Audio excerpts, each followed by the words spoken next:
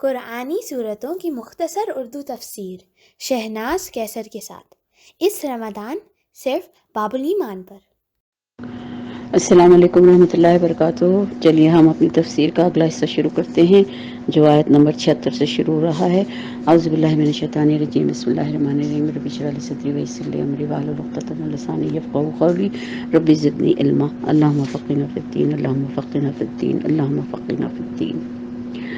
جب یہ ایمان والوں سے ملتے ہیں تو اپنی ایمانداری کو ظاہر کرتے ہیں اور ایسے ظاہر کرتے ہیں کہ جیسے ان سے زیادہ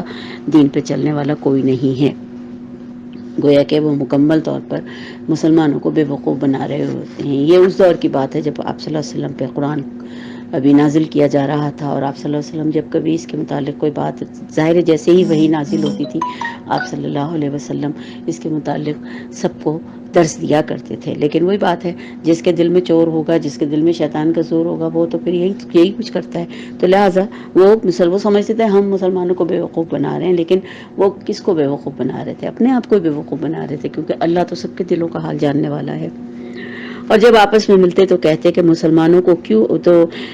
جب آپس میں ملتے تو ان کے جو دوست احباب تھے وہ کہتے تھے تم کیوں جاتے ہو مسلمانوں کی محفلوں میں، کیوں جاتے ہو ان کے درس میں، اور کیوں اپنی تورات کی باتیں ان تک پہنچاتے ہو؟ کیونکہ تورات کی باتیں بالکل سچی باتیں تھیں، اور وہ یہ نہیں چاہتے تھے کہ مسلمانوں کو یہ پتہ چلے کہ جو کچھ ان کی تورات میں کہا، جو کچھ قرآن میں کہا جا رہا ہے وہ ان کی تورات میں بھی کہا جا چکا ہے۔ تو ایک لحاظ سے تو وہ مسلمانوں کو اور نعوذ باللہ آپ صلی اللہ علیہ وسلم کو ہی جھوٹا ثابت کرنے کے سلسلے میں تھے، تو لہٰذا وہ یہ کہتے تھے تم وہاں کیوں جاتے ہو؟ اور پھر جو باتیں تمہیں اللہ تعالیٰ نے سکھائی ہیں کیا جانتے نہیں ہو کہ یہ تو اللہ تعالیٰ کے پاس تم پر ان کی حجت ہو جائے گی۔ یعنی کہ سوچئے ذرا عقل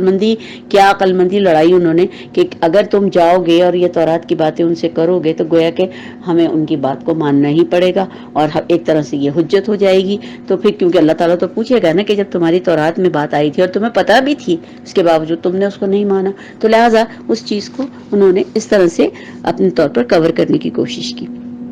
کیا یہ نہیں جانتے کہ اللہ تعالیٰ ان کی پوشیدگی اور دلوں کے حالوں کو جانتا ہے؟ ان میں بعض ان پڑھ ایسے بھی ہیں جو کتاب کو صرف ظاہری الفاظ سے ہی کو ہی جانتے ہیں اور گمان اور اٹکل پر بھی ہیں، اور یہ صورتحال آج بھی ہے۔ کئی لوگ ایسے ہیں، ظاہر قرآن عربک زبان میں ہے اور عربی زبان ہماری مادری زبان نہیں ہے، تو ہمارے انڈیا پاکستان میں تو بہت سے لوگ ایسے ہیں جو بالکل اپنے طرف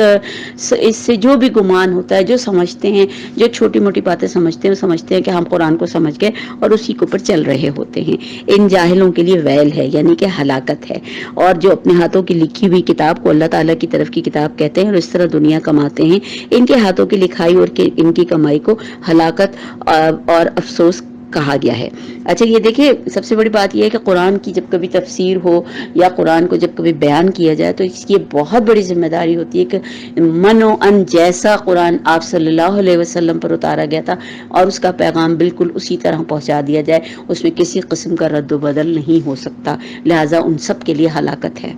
یہ لوگ کہتے ہیں کہ ہم تو صرف چند روز جہنم میں رہیں گے، ان سے کہو کہ تمہارے پاس اللہ کا کوئی پروانہ ہے؟ ان لوگوں کو بڑی خوش فہمی تھی کہ ہم لوگ اللہ کے پسندیدہ بندوں میں سے ہیں، ہم تو چوزن پیپل ہیں، اور ہم تو صرف چند دن جہنم میں رہیں گے، وہ بھی شاید اس لیے کہ ہم نے وہ بچڑے کی پوجا کی تھی، ورنہ ہم تو سیدھے جنت میں جائیں گے۔ تو اللہ تعالیٰ کہتا ہے میں نے کب تم لوگوں کو اس بات کے لیے کچھ کہا تھا کہ کیا اللہ تعالیٰ نے دنیا میں کسی فرد کو یہ کہا ہے کہ وہ جنت میں جائے گا؟ کسی کو بھی اللہ تعالیٰ نے یہ نہیں کہا۔ یہ تو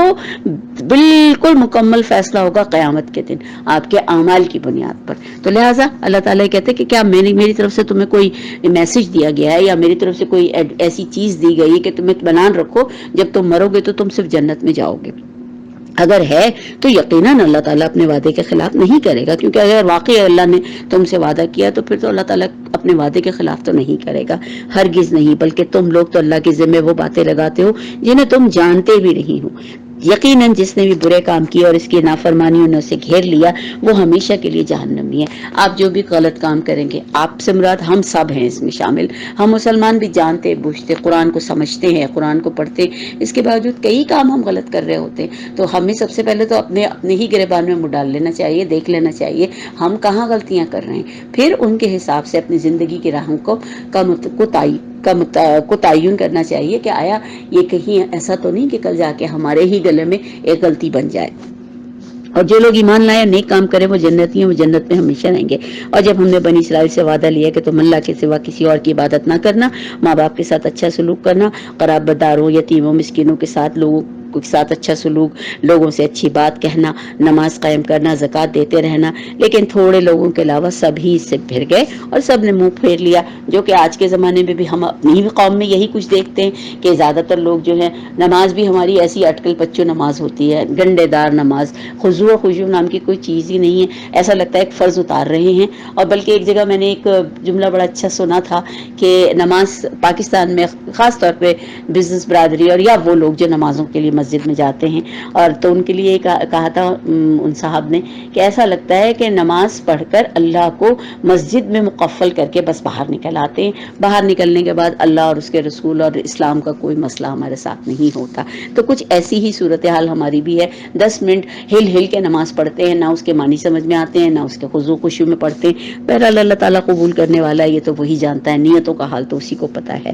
اور جب ہم نے تم سے وعدہ لیا کہ آپس میں خون نہ بہانا، قتل نہ کرنا، اور آپس والوں کو یعنی جو تمہارے جو قریب رہتے ہیں ان کو جلا وطن نہ کرنا، تم نے انکار کیا اور تم اس کے شاہد بھی بنے، یعنی انہوں نے سب یہ باتیں مانی بھی تھی اور پھر اس کے بعد اس کے گواہ بھی بنے تھے، لیکن پھر بھی تم نے آپس میں قتل کیا اور آپس کے ایک فرقے کو جلا وطن بھی کیا، جو کہ آپ صلی اللہ علیہ وسلم جب ہجرت کی تھی تو ظاہر ہے بہت سے مسلمان بالکل بے گناہ لوگ آپ کے ساتھ ہجرت کرنے پہ مجبور ہو گئے تھے، کیونکہ جس حساب سے ان کی زندگی تنگ کر دی گئی تھی اور گناہ اور زیادتی کے کاموں میں ان کے خلاف دوسرے کی طرفداری کی۔ ہاں جب وہ قیدیوں کے تمہارے پاس آئے تو تم نے ان کے فدیے بھی دیے، لیکن ان کا نکالنا جو تم پر حرام تھا اس کا تم نے کچھ خیال نہیں کیا، تم بعض احکامات پر یقین رکھتے ہو اور بعض کے ساتھ کفر کرتے ہو۔ بس وہی بات ہے، ہم آج بھی ہمارا یہی مسئلہ ہے کہ ہم جو چیزیں ہمیں سمجھ میں آ رہی تھی پک اینڈ چوز کا ہم دین اپناتے ہیں، لہٰذا ہم اسی چیز کو اپناتے ہیں جو ہمیں اچھی لگ رہی ہوتی ہے۔ اب یہ فیصلہ تو ہم خود کریں کہ ہم کہاں تک اللہ کی فرما برداری کرتے ہیں اور اللہ کے رسول کی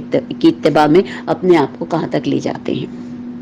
تم میں سے جو کوئی بھی ایسا کرے اس کی سزا کیا ہو کہ دنیا میں رسوائی اور قیامت کے دن سخت عذابوں کی مار، اور اللہ تعالیٰ تمہارے اعمال سے بے خبر نہیں ہے۔ وہ لوگ جنہوں نے دنیا کی زندگی کو آخرت کے بدلے خرید لیا ہے، ان کے نہ تو عذاب ہلکے ہوں گے نہ ان کی مدد کی جائے گی۔ یہ انسان بالکل یاد رکھے کہ ایسا کچھ ہونے والا نہیں ہے کہ آپ کچھ دے دلا کے اپنی جان بچا لیں گے۔ ایسا اگر ہو سکتا تھا تو ہر آدمی بڑا خوش ہوتا کہ چلو میں جو کچھ میں یہاں کر رہا ہوں وہاں جا کے یہ دے دوں گا اور یہ لے لوں گا، لیکن ایسا کچھ نہیں ہے، کیونکہ آج تو سانس بند ہوئی، ساری چیز جو آج اس دنیا میں جس کے ہم مالک ہیں وہ یہی رہ جائے گی، صرف ہمارا کفن ہمارے ساتھ ہوگا اور ہمارا اعمال نامہ ہمارے ساتھ ہوگا۔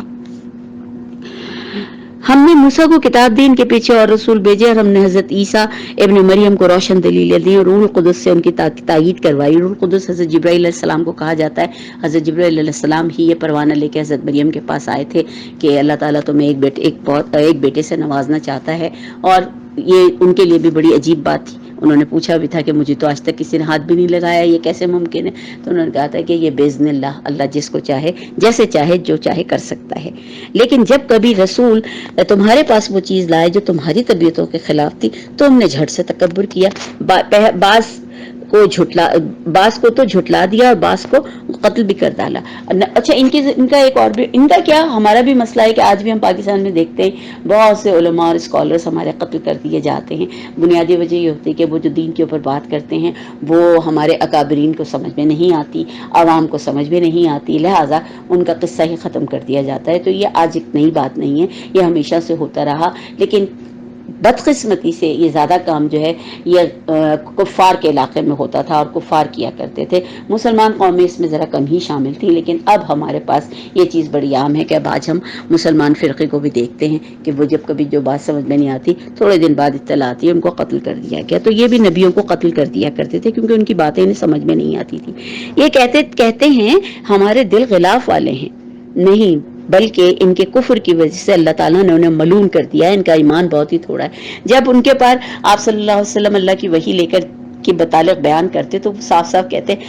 تم کچھ بھی کہہ لو، تمہاری بات ہمارے دل میں نہیں اتر سکتی، کیونکہ اللہ نے ہمارے دل کو تو غلاف میں ایک طرح سے محفوظ کر دیا ہے۔ تو اللہ تعالیٰ کہہ رہا ہے کہ نہیں، بلکہ دراصل ان کے کفر کی وجہ سے اللہ تعالیٰ نے ان کو ملعون کر دیا اور ان کا ایمان بہت ہی تھوڑا ہے۔ اور ان کے پاس جب اللہ کی کتاب، ان کی کتاب کو سچا کرنے والی آئی، حالانکہ پہلے یہ خود اس کے ساتھ کفر پر فتح چاہتے تھے، تو باوجود آنے اور جان لینے کے باوجود پھر کفر کرنے لگے۔ اللہ کی لعنت ہو کافروں پر، کیونکہ وہ یہ کہا کرتے تھے کہ اگر جب ہمارے اس میں یہ نبی آئے گا، آخری نبی آئے گا اور آخری کتاب آئے گی، تو ہم سے زیادہ اس کو ماننے والا کوئی نہ ہوگا۔ لیکن جب وہ نبی بھی آیا اور وہ کتاب بھی آئی، تو اس کو ماننے سے نہ صرف انکار کیا، بلکہ اس کی جس طریقے سے بھی ہو سکی استہزاء کیا انہوں نے اس کا،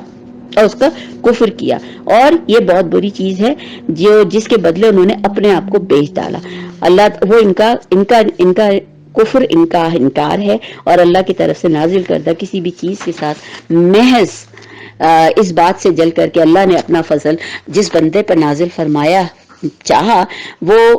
وہ ان کے مطلب کا نہیں تھا، کیونکہ وہ ان کی نسل سے نہیں تھا۔ تو سب سے بڑی بات ہے، اللہ کی تقسیم کے معاملے میں کون ہاتھ ڈال سکتا ہے؟ اللہ جس کو چاہے نواز دے۔ اللہ نے کیا پہلے نبی کسی سے پوچھ کر بھیجے تھے؟ جو اب آپ صلی اللہ علیہ وسلم کو پوچھ کر بھیجا جاتا؟ لہٰذا اس بات یہ لوگ غضب پر غضب کے مستحق ہو گئے، اور ان کافروں کے لیے رسوا کرنے والا عذاب ہے۔ ہم اللہ کے کسی بھی فیصلے میں ٹانگ اڑانے والے کون ہیں؟ ہم کون ہیں یہ کہنے والے کہ وہ رسول وہاں کیوں نہیں آئے اور یہاں کیوں نہیں آئے، یہ کتاب یہاں کیوں نہیں آئی؟ پہلے بھی کتابیں اور رسول اللہ نے اپنی مرضی سے بھیجے، آپ صلی اللہ علیہ وسلم کو بھی اپنی مرضی سے بھیجا۔ اور سب سے بڑی بات تو یہ ہے، اللہ تعالیٰ نے دیکھ لیا تھا کہ یہ جو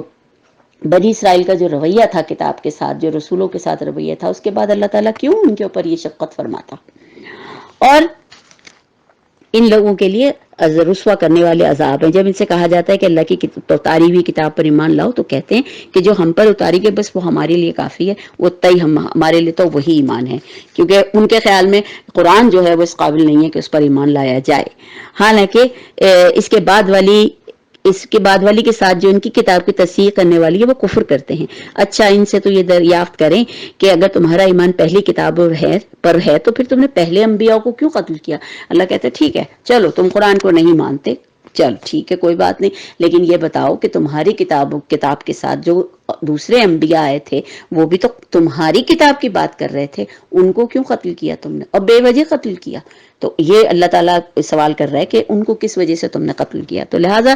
یہ جو بلا وجہ کی باتیں ہم لوگ سوچ لیتے ہیں، اپنے طور پہ ہم سوچتے ہیں کہ ہاں ہم بڑا اچھا کام کر رہے ہیں، تو اس کا فیصلہ تو اللہ ہی کرنے والا ہے۔ تمہارے پاس تو موسیٰ یہی دلیلیں لے کر آئے تھے، لیکن تم نے پھر بھی بچڑے کو پوجا، تم ہو ہی ظالم۔ جب ہم نے تم سے وعدہ لیا اور تم پر طور کو کھڑا کر دیا اور کہہ دیا کہ ہماری دیوی مچیز کو مضبوطی سے تھام اور سنو، تو انہوں نے کہا کہ ہم نے سنا اور نافرمانی کی، اور ان کے دلوں میں بچڑے کی محبت گویا پلا دی گئی۔ جب اللہ تعالیٰ نے دیکھا کہ بھئی یہ تو کچھ بھی کرنے کے باوجود دین کے سیدھے راستے پہ نہیں آتے، تو اللہ نے کہا ٹھیک ہے، جاؤ اب بچڑے ہی کی عبادت کرو۔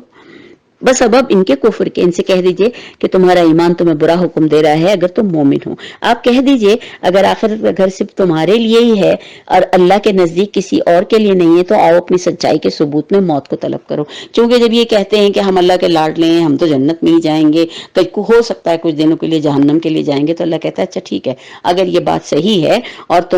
تمہاری یہ بات مان بھی لی جائے تو ٹھیک ہے، پھر تم اس دنیا میں رہنے کی تمنا کیوں کرتے ہو؟ موت کی تمنا کرو، کیونکہ تمہیں تو جنت مل جائے گی۔ جبکہ یہ ان لوگوں سے زیادہ زندگی کا حریص کوئی نہیں ہے، یہ لوگ موت سے بہت ڈرتے ہیں۔ ان لوگوں کو ظاہر ہے کہ ان کو اپنے اعمال کا پتہ ہے، لہٰذا ان سے زیادہ کبھی بھی کوئی موت نہیں مانے گا، لیکن یہ اپنے کرتوتوں کو دیکھتے ہوئے کبھی بھی موت نہیں مانگیں گے۔ اللہ تعالیٰ خوب جانتا ہے، بلکہ یہ سب تو دنیا کی زندگی کے بہت حریص ہیں۔ اے نبی، آپ ان کو دیکھیں گے کہ وہ صرف زندگی سے ہی پیار کرتے ہیں۔ یہ حرص زندگی میں مشرکوں سے بھی زیادہ ہے، یعنی مشرک جو ہوتا ہے وہ اس سے بھی زیادہ ہے۔ ان میں سے ہر شخص یہ چاہتا ہے ایک ہزار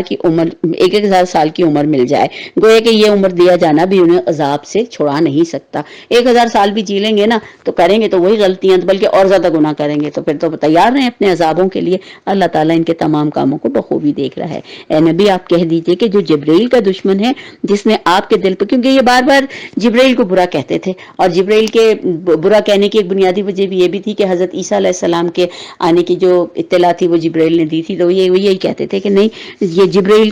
مطلب ان کے خیال میں جبرائیل کی کوئی وقت نہیں تھی، کوئی عزت نہیں تھی. تو اللہ تعالیٰ کہتا ہے کہ جو جبرائیل کا دشمن ہے اور جس نے آپ کے دل پر پیغام باری تعالیٰ اتارا ہے، اور جو پیغام ان کے پاس کی کتاب کی تصدیق کرنے والا اور مومنوں کو ہدایت دینے والا اور خوشخبریاں دینے والا ہے، اگر یہ اس کے دشمن ہیں تو سمجھ لیجئے کہ اللہ بھی ان کا دشمن ہے. اور جو شخص اللہ اور اس کے فرشتوں اور اس کے رسولوں جبرائیل میکائیل کا دشمن ہو، ایسے کافروں کا دشمن خود اللہ ہے. یہ تمام فرشتے، تمام رسول، تمام انبیاء، تمام کتابیں اللہ کی طرف سے آئی ہیں. اللہ نے ہی ان کو پیدا کیا ہے اور اللہ ہی ان کا نگہبان بھی ہے. تو بھلا یہ کیسے ممکن ہے کہ ہم یہ کہہ دیں کہ فلاں فرشتہ یوں، فلاں فرشتہ یوں؟ تو یہ اس قسم کی باتیں ایسے ہم کریں گے جیسے کہ فرشتے ہمارے ہی مخلوق، ہماری بنائی ہوئی مخلوق ہیں. تو اللہ تعالیٰ کہتا ہے جو ان کے دشمن ہے نا، اللہ ان کا دشمن ہے. اور یقیناً ہم نے آپ کی طرف روشن دلیلیں بھیجی ہیں جن کا ایسے انکار سوائے بدکاروں کے کوئی نہیں کرتا. یہ لوگ جب کوئی عہد کرتے ہیں ان کی ایک نہ ایک جماعت اسے توڑ دیتی ہے،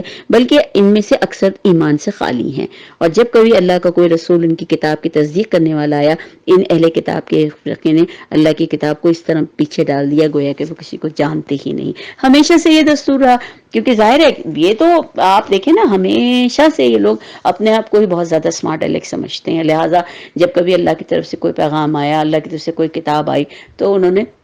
سارے اس چیز کو بالکل پیچھے ڈال دیا. آج بھی دنیا میں آپ یہی روش دیکھتے ہوں گے. تو لہٰذا الحمدللہ ہماری 101 آیات ہو گئی ہیں. اب باقی ہم پھر دوبارہ شروع کریں گے. وما آخر دعوانا ان الحمدللہ رب العالمین. اللہ ہمارے اس پڑھنے کو قبول کرے، اس میں کچھ غلطی ہو تو معاف کر دے. اور آپ لوگوں سے بھی گزارش ہے کہ اگر کوئی چیز میری سمجھ میں نہ آئے تو اس کو ایک انسانی غلطی سمجھ کے معاف کیجیے گا، ورنہ یہ ساری تفصیلات جو ہیں وہ تفسیر سے ہی لی گئی ہیں.